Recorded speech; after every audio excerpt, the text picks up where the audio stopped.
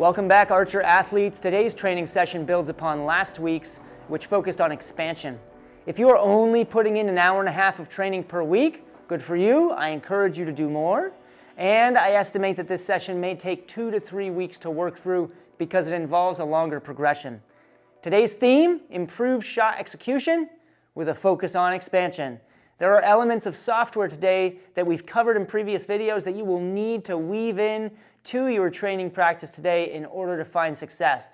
Number 1, intensity control will be key. Number 2, breathing will be key, specifically the holding of the breath, because that's what facilitates expansion as your blood pressure rises. 4 different goals for today. 1, successfully use a clicker, even if you're a barebow athlete, to demonstrate consistent and progressive intensity control throughout the shot cycle. 2, be able to talk about what the archer's disc is. We're going to be covering that. What is it? How does it apply to follow through? 3, continue expanding along the archer's disc all the way to the end of follow through. And finally, I want everybody to have more back tension at the end of follow through than at any other point in the shot cycle. Last week we had a cue of SCS, strong and connected like a scorpion, and that's exactly what I want you to continue with that cue today at the end of every shot, trying to feel strong and connected like a scorpion.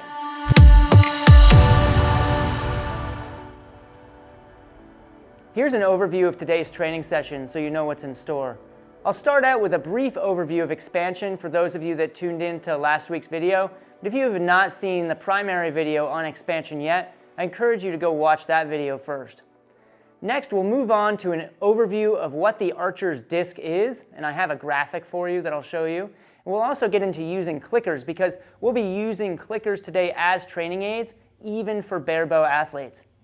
I have 3 warm-ups I'll guide you through, followed by a 2-part progression and reflection questions.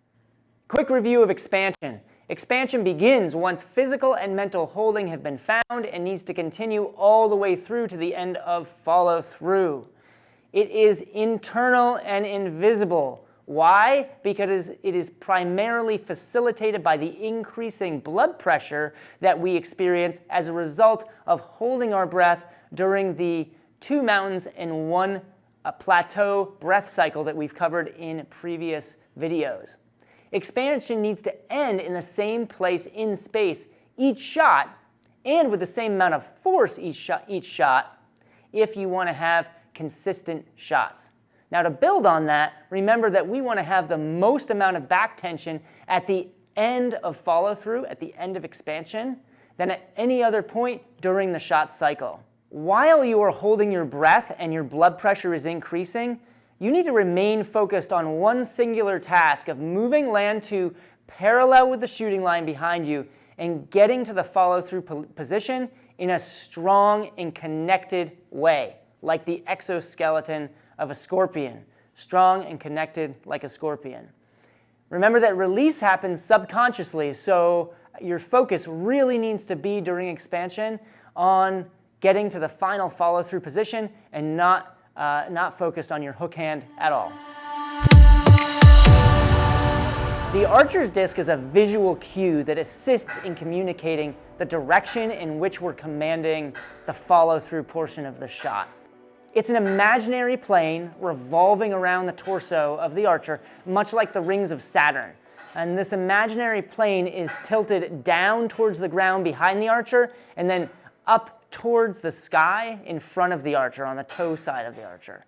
It represents the direction that the draw side and bow side arms want to follow through after the subconscious release happens and during the continued expansion through to the end of follow through. Notice the X on the graphics that are on the screen now. The X's represent the place and space where you want to complete follow through each shot. Being consistent with where you end follow through and how much back tension you end follow through with is key to having consistent shots. Imagine for a moment that the disc is an antique, your grandmother's in fact, and maybe it's made out of fine crystal glass and she's passed it down to you.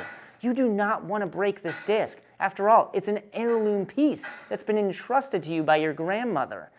In order to not break the disc while you're shooting, intensity control and back tension must increase as expansion progresses through the subconscious release and into follow-through.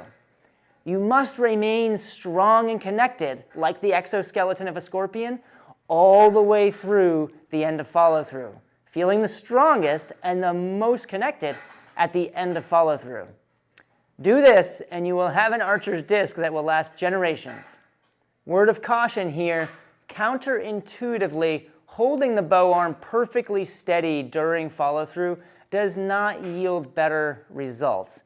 Allowing the bow arm, or rather commanding the bow arm, to remain engaged and follow along the path of the archer's disc slightly, and activating that bow side wrist with a downward rotation, that helps the athlete manage proper tension and direction during follow-through.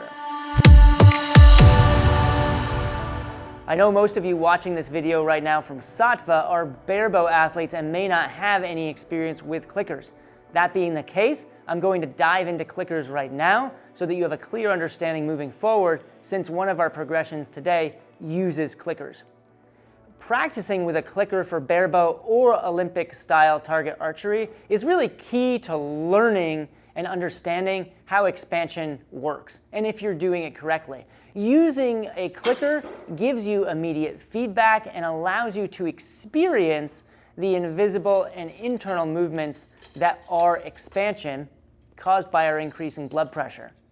Now, to be clear, although barebow archers cannot compete with clickers, that does not mean that barebow athletes cannot use clickers as powerful training aids. Let's review what a clicker is and how and why they are used.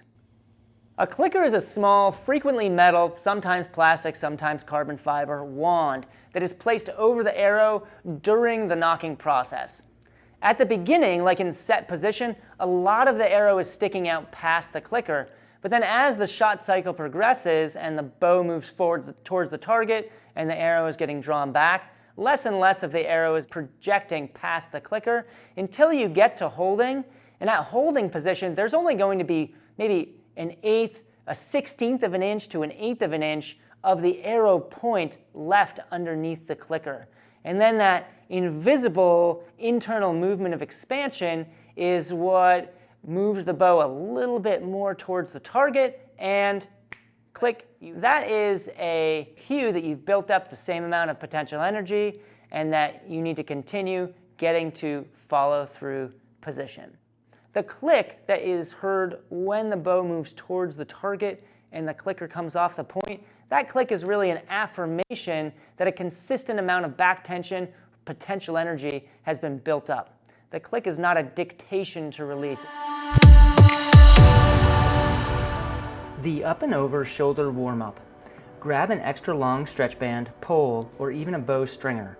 Start with the stretch band in front of you. Raise your arms up, keeping your arms straight, so that the stretch band remains parallel with the ground and is over your head. Exhale as you let your arms complete the rotation as far behind your head towards your back as you can comfortably complete. Side plank modifications are wonderful for building strength in the hip muscles. This will provide for greater strength and stability as an archer.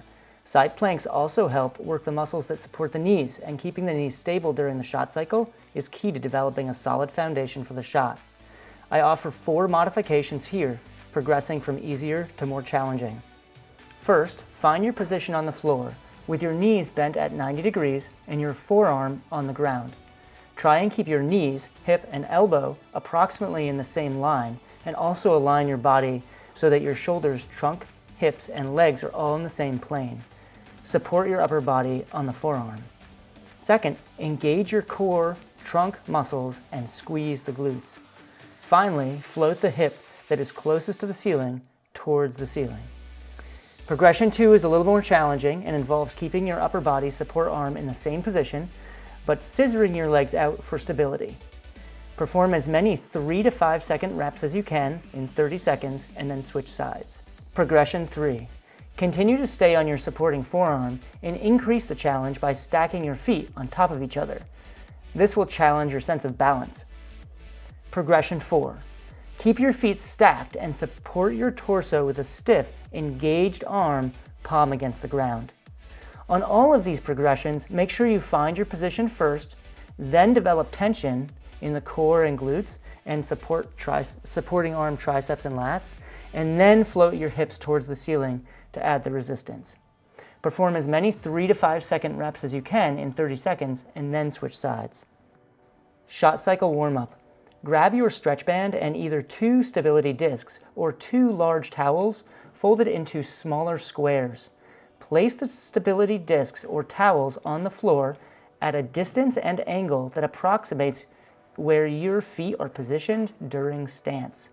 Stand on the stability discs or towels and perform 25 repetitions of your shot cycle focused on the 1 rolling hill, 2 mountains, 1 plateau breath cycle we worked on in previous videos.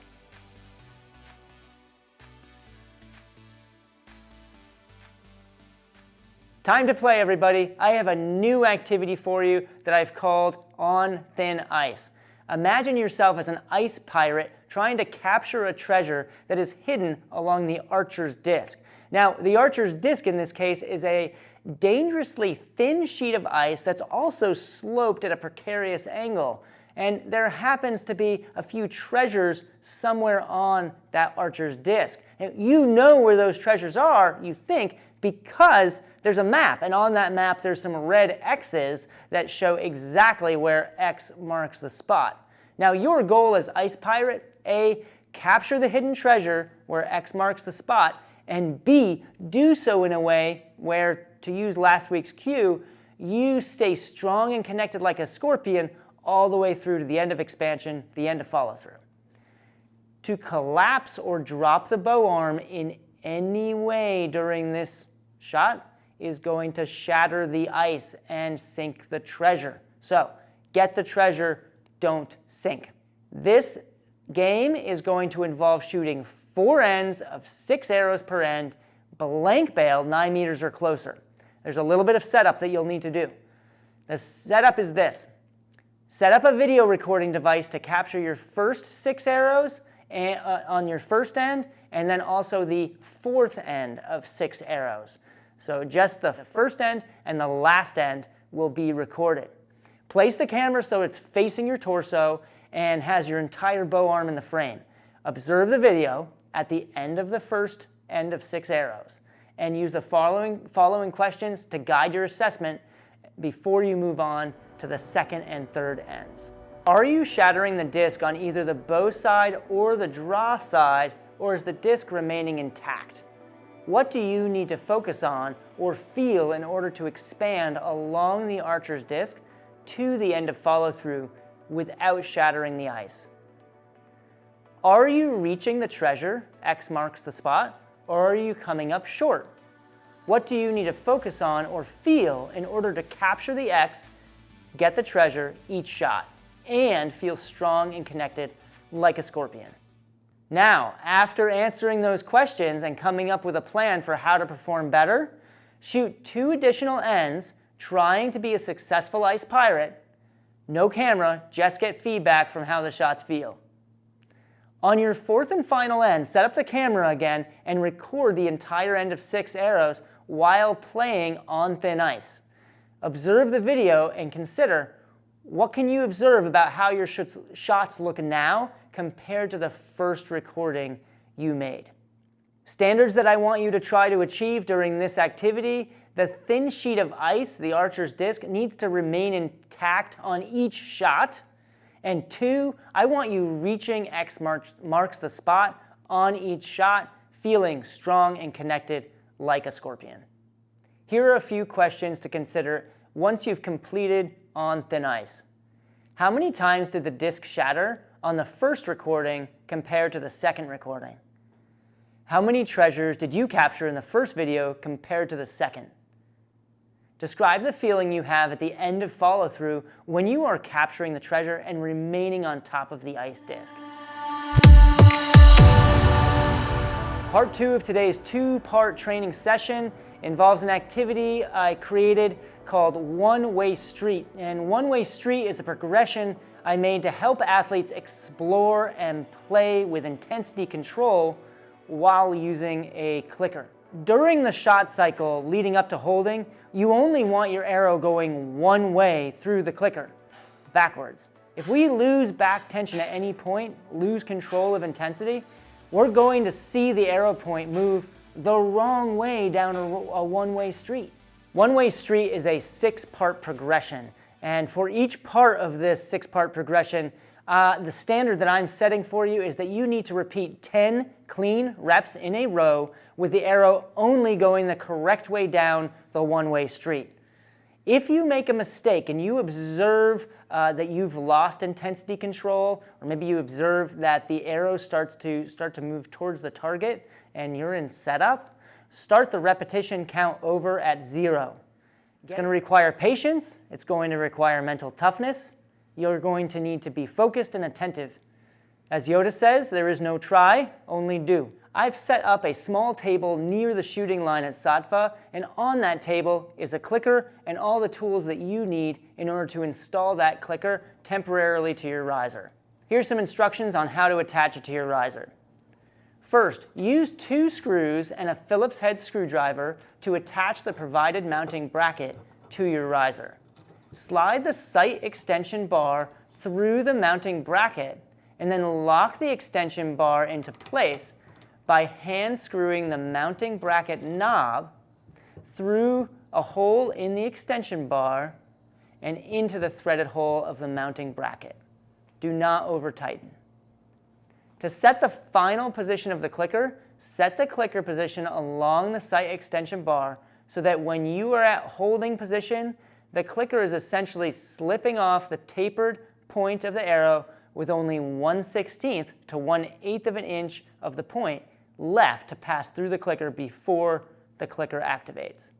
Now, to be clear, this clicker will work for left-handed or right-handed archers, but will need to be taken off the sight extension bar and flipped over for left-handed archers. It's currently set up for right-handed archers.